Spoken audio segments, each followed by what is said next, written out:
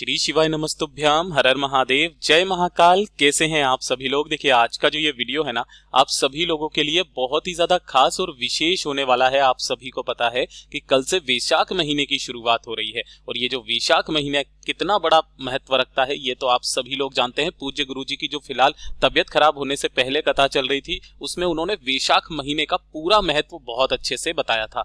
और अगर आपके जीवन में धन की कमी है, वैभव नहीं बढ़ रहा है, ऐश्वर्य में कमी आ रखी है, कोई बीमारी है खत्म होने का नाम नहीं ले रही है, या कोई विशेष मनोकामना है जो काफी समय से पूरी नहीं हो रही है ना, तो इस वैशाख के महीने में इस खास दिन आपको ये उपाय करना है। शिव, नंदी, गणेश उपाय तीनों का नाम लेकर के आपको ये उपाय करना है। आप जिस कामना से करोगे आपकी वो कामना निश्चित पूरी होगी।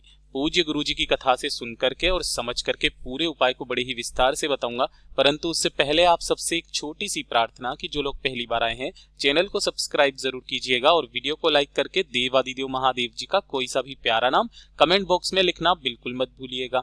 इस पूरे वीडियो के अंदर हम 3 महा उपायों के बारे में बात करेंगे जो कि आपकी अलग अलग कामना पूर्ति के लिए सिद्ध होंगे, तो ध्यान से सुनते चले जाना, समझने की कोशिश करना। सबसे पहले बात करते हैं पहले वाले उपाय की। जो आपको करना होगा कि अगर आपको लगता है आपके जीवन में धन की समस्या एक के बाद एक दिन के बाद में लगी हुई है ना, परिवार में वैभव नहीं बढ़ रहा है, या फिर संपदा में कमी आई हुई है, संपदा नहीं बढ़ रही है, परिवार के ऐश्वर्य में कमी आ रही है ना, या फिर परिवार के मान सम्मान में कमी आ रही है, परिवार की सत्ता को बढ़ाने के लिए, तो जितने भी मेरे भाई बहन है ना, अपने परिवार की सुख शांति समृद्धि और अपनी परिवार की खुशियों के लिए इस वाले उपाय को कल करना बिल्कुल मत भूलिएगा। कल है वैशाख महीने का बुधवार का दिन और इस सबसे बड़ा दिन होता है जो प्रतिपदा तिथि होती है। आपको इस दिन क्या करना है, लेने होंगे 31 हरे मूंग के दाने। इस तरीके से आपको 31 हरे मूंग के दाने लेना है। कौन से लेना है, जो आखा हो, ऐसा नहीं है आप टूटे हुए ले लें। आखा 31 हरे मूंग के दाने लेना और एक लेना है आपको बेलपत्र जो कहीं से भी खंडित ना हो। ध्यान रखना इसके नीचे की ये जो डंडी होती है ना, ये डंडी के नीचे का डूंठ भी होना चाहिए, ये गणमान्य का स्थान होता है, ठीक है ना। इस तरीके की बेलपत्र, काफी सारे लोग यहाँ से इस बेलपत्र की डंडी को तोड़ देते हैं। आपको ऐसी वाली बेलपत्र नहीं लेनी है। अपने घर पर छोटी सी एक कटोरी आपको मिल जाए तो उस कटोरी को लेना। उस कटोरी के अंदर आपने जो हरे मूंग लिए है ना, केवल हरे मूंग आपको इस कटोरी के अंदर आपको रख लेने। चाहे तो दोना ले लो आप, कागज का कुछ भी ले लो, ठीक है ना। हरे मूंग इसके अंदर रखना। आपने जो एक बेलपत्र लिया है ना, उस एक बेलपत्र को आपको पहले अपने दाहिने हाथ पर रखना है। किस तरीके से रखोगे कि जो बीच वाली पत्ती हो वो होगी आपकी बीच वाली उंगली की तरफ और जो डंडी होगी बेलपत्र की वो आपकी तरफ होगी, ठीक है। इस तरीके से इसे तो हथेली पर रखना और इसी बेलपत्र के ऊपर आपको इस कटोरी को रखना है, ठीक है ना। इसी तरीके से लेकर के आपका जो घर है उस पूरे घर में आपको ओम नमः शिवाय या श्री शिवाय नमस्तुभ्यम मंत्र का स्मरण करते हुए पूरे घर में जितने भी कमरे हैं, किचन है ना, केवल बाथरूम शौचालय को छोड़ करके पूरे घर में घूम जाना। घूम जाने के पश्चात अपने घर के मंदिर में इसे थोड़ी सी देर के लिए रख देना। जो बेलपत्र आपने ली है उन हरे मूंग के ऊपर ही आपको उस बेलपत्र को भी रख देना है। इसी के सम्मुख में एक गाय के घी का गोल बाती का दीपक लगा देना, ठीक है। जब ये दीपक ठंडा हो जाए, ये चीज ध्यान से सुनिएगा, जब दीपक ठंडा हो जाए तो आपको ये कटोरी के अंदर जो 31 हरे मूंग है और एक जो बेलपत्र है इन दोनों को लेना है। साथ ही साथ 1 लोटा शुद्ध जल अपने घर का लेना है और इन दोनों को लेकर के आपको पहुंचना होगा बाबा के मंदिर शिवलिंग के पास में, ठीक है। उत्तर दिशा नॉर्थ डायरेक्शन की तरफ मुंह करके आपको खड़े हो जाना है। जो पूजा पाठ अर्चना आपको करनी है वो कर लेना। जब भी आप मनोकामना पूर्ति या धन प्राप्ति के लिए उपाय करते हैं, पहले 1 लोटा शुद्ध जल बाबा की शिवलिंग पर आपको समर्पित करना है। ओम नमः शिवाय, श्री शिवाय नमस्तुभ्यम पंचाक्षरी मंत्र या षडाक्षरी मंत्र का स्मरण करते हुए जब आप ये जल समर्पित कर देंगे, आपने जो 31 हरे मूंग लिए हैं ना, उन सभी 31 हरे मूंग को आपको माता अशोक सुंदरी के स्थान पर समर्पित करना है। जहां पर मैंने ये लिखा है ना, ये माता अशोक सुंदरी का स्थान होता है, ठीक है। तो अपनी कामना कह करके, नाम और गोत्र बोल करके 31 हरे मूंग आपको माता अशोक सुंदरी के स्थान पर समर्पित कर देना है। और जो आपने एक बेलपत्र लिया है, इस एक बेलपत्र को यहां से पकड़ना है जहां से तीनों पत्तियां जुड़ी हुई रहती है, ठीक है ना, यहां से पकड़ना। सबसे पहले आपको इसे गणेश जी के चरणाविंद से टच करवाना है। शिवलिंग का जो राइट हैंड साइड का हिस्सा होता है ये गणेश जी का चरणाविंद है, यहाँ पर आपको टच करवाना, अपने हृदय की बात, धन की कामना महादेव से कहना। उसके पश्चात आपको ये टच करवाना है कहां पर, नंदीश्वर महादेव पर। नंदीश्वर महादेव का नाम लेकर के इस तरीके से यहाँ पर आपको टच करवाना है मस्तक पर, ना कि उठे हुए पैर पर, ठीक है। और फिर यहां से उठा करके अंततः इस बेलपत्र को आपको शिवलिंग पर समर्पित करना है, इस तरीके से कि डंडी रहे जलाधारी की तरफ, बीच वाली पत्ती का मुख आपकी तरफ, अपना दाहिना हाथ इसी बेलपत्र के ऊपर अपने हृदय की बात डायरेक्ट महादेव से कह करके वापस घर की तरफ चले आ जाइएगा।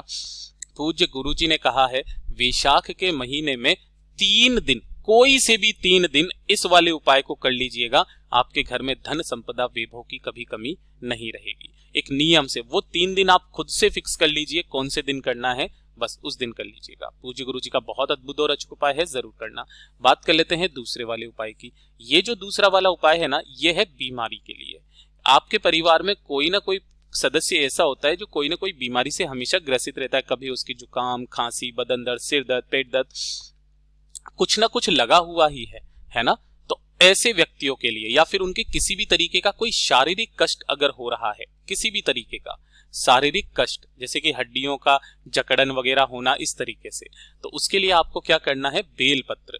लेकिन यहाँ पर आपको बेलपत्र नहीं चाहिए, बेलपत्र की नीचे की जो डंडियां होती है ना, ऐसी 7 बेलपत्र की डंडियां आपको चाहिए। ले लोगे, थोड़ा सा 1 चम्मच आपको लेना होगा शहद। कितना लोगे, मात्र 1 चम्मच आपको लेना है, ठीक है। और इन दोनों को आपको करना क्या है, जो आपने यहां पर लिए है ना ये शहद को तो आपको एक कटोरी में रखना है, लेकिन बेलपत्र की जो डंडियां ली है वो इसमें नहीं डालनी, केवल आपको इसमें शहद ले लेना है किसी भी एक कटोरी में, और 1 लोटा शुद्ध जल अपने घर का ले लेना। इन्हें लेकर के पहुंच जाना बाबा के मंदिर शिवलिंग के पास में। किस समय पर जाओगे, कोशिश करना प्रदोष काल के समय जाओ तो बहुत बेहतर होगा, ठीक है। प्रदोष काल के समय पर जैसे ही आप पहुंचोगे, उत्तर दिशा नॉर्थ डायरेक्शन की तरफ मुंह करके खड़े होना। सबसे पहले जो आपने शहद लिया है ना, शहद से आपको उस व्यक्ति का नाम और गोत्र बोलना है जिसके लिए आप ये उपाय कर रहे हैं। उस शहद से आपको बाबा के शिवलिंग का अच्छे से, केवल ऊपर वाले लिंग का आपको अच्छे से अभिषेक करना है। अभिषेक करके बाबा से विनती करना कि इस फलाना व्यक्ति की जो है तबीयत सही नहीं रहती है, कोई ना कोई बीमारी लगी हुई रहती है, शारीरिक कष्ट रहते हैं, उसे खत्म कीजिए, ऐसी कामना करके। और इस शिवलिंग पर जितना भी शहद आपने लगाया है इसे निकाल करके उसी कटोरी में आपको एकत्रित वापस कर लेना है। जब आपने ये शहद निकाल लिया, शहद लगाने के पश्चात उसी व्यक्ति के नाम और गोत्र बोल करके शरीर की शारीरिक कष्टों की कामना को खत्म करते हुए करके आपको 7 की 7 बेलपत्र शिवलिंग पर समर्पित करनी है। बाबा से निवेदन करना कि औषधि के रूप में मैं इन्हें ले रहा हूं या ले रही हूं, मेरे शारीरिक कष्टों को दूर करें। इन्हें निकाल करके और इसी शहद के अंदर आपको डाल लेना है। अपने घर पर जाकर के घर के मंदिर में रात्रि को 12 बजे, ये चीज ध्यान देना, रात्रि को 12 बजे, जिस दिन भी आप इस उपाय को कर रहे हो, रात्रि के 12 बजे भगवान के मंदिर के सामने खड़े होकर के, चाहे पट बंद हो कोई दिक्कत नहीं, आप अपने घर पर भी कर लेना, उन सभी बेलपत्र की डंडियों को चबा चबा करके खा लेना, बाकी का पूरा शहद भी चाट लेना। शरीर के जितने भी दर्द होंगे ना वो सारे खत्म हो जाएंगे। पूज्य गुरु जी का बहुत अद्भुत और अचूक उपाय है, जरूर कीजिएगा। बात कर लेते हैं तीसरे वाले उपाय की। तीसरा वाला उपाय किन लोगों को करना है, ये चीज ध्यान से सुनिएगा कि अगर आपके परिवार में किसी भी तरीके की कोई समस्या चलती हुई आ रही है, कोई नेगेटिविटी आपके घर में घुसी हुई है ना। नेगेटिविटी का मतलब क्या है कि परिवार में क्लेश बहुत ज्यादा होता है, छोटी छोटी सी बातों पर लड़ाई झगड़ा हो जाता है, प्रॉपर्टी को लेकर के कोई ना कोई क्लेश चल रहा है ना, भाई बहनों में नहीं बन रही है, बाप बेटे में नहीं बन रही है, सास बहू में नहीं बन रही है, परिवार के ऊपर एक के बाद एक समस्या आती ही चली जा रही है, कोई किसी पर इल्जाम लगा रहा है, किसी भी तरीके की कोई समस्या, बिल्कुल भी सुख शांति समृद्धि नहीं है ना, तो एक काम आपको करना है, एक लेना है आपको दीपक जो बिल्कुल नया सा हो, जिसमें कभी भी बाती ना लगाई गई हो, इस तरीके का दीपक लेना। एक लेना घी का लड्डू, है ना, ध्यान रखना यहाँ पर ये घी का ही लड्डू होना चाहिए, कोई सा भी एक लड्डू ले लेना, चाहे बूंदी का हो चाहे कैसा भी, ठीक है, बूंदी का लो तो बहुत अच्छी बात है। और एक टुकड़ा लेना है आपको कपूर का, ठीक है। इन तीनों को लेकर के और साथ ही साथ एक माचिस जरूर ले लेना। किसी भी महादेव जी के मंदिर में आप पहुंच जाना, ठीक है। यहाँ महादेव जी के मंदिर में पहुंचने के पश्चात आपको क्या करना है, 1 लोटा शुद्ध जल लेकर के आओ, तो पहले 1 लोटा शुद्ध जल समर्पित कर देना और बाबा की शिवलिंग के चारों तरफ जो चौखट होती है, इस चौखट पर उस दीपक को रखना। उसी के अंदर आपको एक लड्डू को रख देना है और उस लड्डू के ऊपर कपूर को रख करके और उसमें अग्नि प्रज्वलित कर देनी है और वहीं सामने बैठ करके आपको बाबा से विनती करनी है, कामना करनी है कि बाबा मेरे घर में बिल्कुल सुख शांति समृद्धि नहीं है, छोटी छोटी सी बातों पर कलेश हो जाता है। जिस तरीके से यहाँ लड्डू के ऊपर मैंने कपूर को जलाया है, इसी तरीके से मेरे घर में जितनी भी कलेशों की चीजें हैं या फिर जितनी भी नेगेटिविटी है उसे भी आप खत्म कर दीजिए, इसी तरीके से जला दीजिए। कामना करके वापस आ जाइएगा। प्रदोष काल में किया गया ये वाला जो उपाय है ना, आपके घर की सुख शांति समृद्धि को बढ़ा देगा, साथ ही साथ आपके परिवार के सारे कलेशों को भी दूर करेगा। पूज्य गुरु जी के सभी उपाय बहुत ही ज्यादा खास और अद्भुत है, जरूर कीजिएगा। वीडियो पसंद आए तो लाइक जरूर करना, साथ ही साथ चैनल को सब्सक्राइब जरूर कीजिएगा। मैं आपसे मिलता हूँ अगले वीडियो में, तब तक के लिए ओम नमः शिवाय, जय महाकाल।